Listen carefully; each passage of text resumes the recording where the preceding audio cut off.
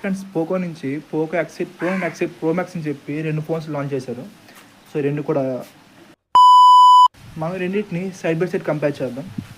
Price గురించి మనం last discuss చేద్దాం. సో ఎక్స్8 ప్రో మ్యాక్స్లో మనకి డైమెన్సిటీ 9500S ప్రాసెసర్ ఉంటుంది.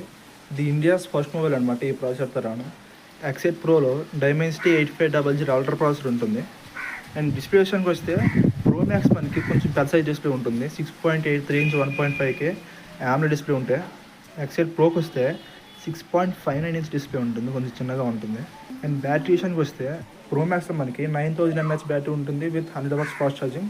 ప్రోలో మనకి 6500 mAh బ్యాటరీ ఉంటుంది, same fast charging, 100 watts fast charging ఉంటుంది. రెండు కూడా రివర్స్ వైర్డ్ ఛార్జింగ్ సపోర్ట్ చేస్తాయి.